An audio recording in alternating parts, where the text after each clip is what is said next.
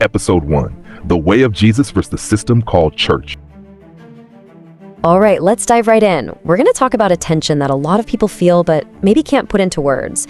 It's this clash between the simple, relational way of Jesus and the big, complex religious systems that have been built in his name. We're going to break down how a movement became an institution.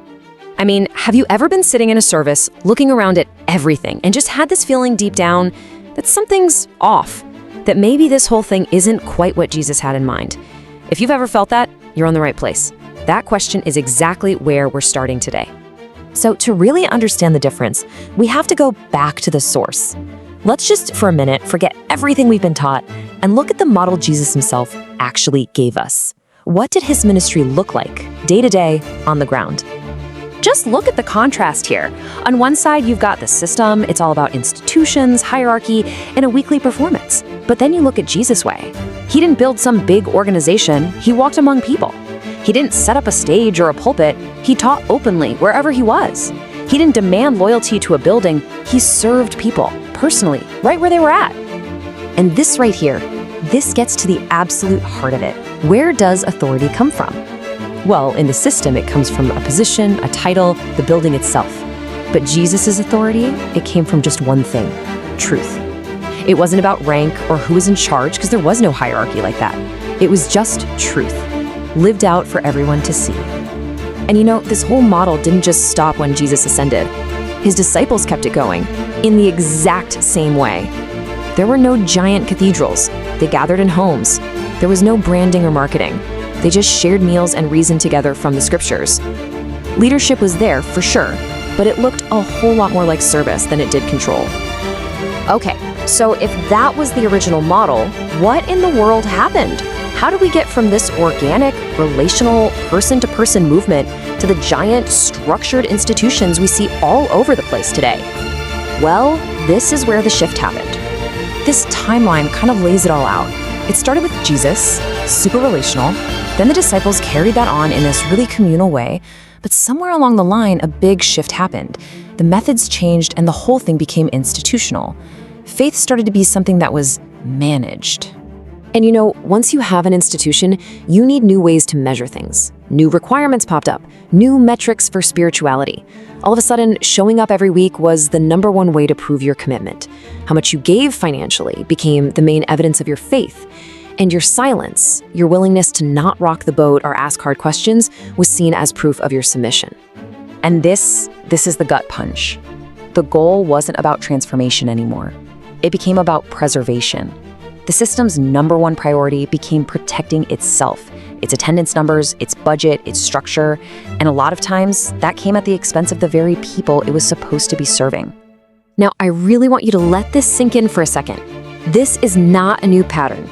Jesus himself confronted the rigid religious system of his day, a system that was all about preservation and control. And what did that system do? It saw him as a threat, and it eliminated him. That should tell us everything. Look, I know hearing all this can be really unsettling. So the question becomes, what do we do with this information? This next part is all about giving you permission. Permission to actually look at the environment you're in, and, if you need to, permission to step back. So here are some really clear red flags to watch out for. If you're in a system that discourages your honest questions, a system that basically equates obedience to human leaders with obedience to God, one that uses fear or guilt or money to control you, or one that consistently protects its own traditions even when they go against the truth, you really need to pay attention to that. So many of us are afraid that stepping away from a controlling church system is some kind of rebellion against God. But I want you to consider this. What if, when you recognize deception, stepping away from it is the first act of real faith? What if the real rebellion is choosing to stay in something you know, deep down, isn't right? So this isn't about just leaving you with a bunch of problems. It's about pointing toward a solution. It's about finding a path back to an authentic faith. It's about a path to real freedom. And that freedom, it really begins with one thing: truth. Jesus' own words promise us that knowing the truth is what sets us free. So it's not about finding a new, better system. It's about rediscovering the truth that the systems might have hidden. You see, freedom doesn't start with having all the answers. It starts with asking honest questions. So here's a question for you to really think about this week. What's one belief you have about church or God or faith that you've never really questioned, just because it's always been normal? And here's a super simple, practical step you can take. First, just for this week, step away from any pressure-driven teaching. Just give yourself some space to breathe. Second, pick a chapter from one of the Gospels, Matthew, Mark, Luke, or John, and just read it. No commentary, no sermon notes, nothing. Just read the words and notice what Jesus does, and just as importantly, what he never does. And honestly, this journey of getting back to the truth, well, that's the whole reason we're here. Welcome to Raw Revelation. This mission exists because that verse from Hosea, it wasn't written to the world, it was written to the priests, the religious leaders. My people are destroyed for lack of knowledge. Our whole goal here is to expose false doctrine, not to tear faith down, but to get it back to the way Jesus actually taught it. And we live by a pretty simple set of rules around here. No tradition goes above truth.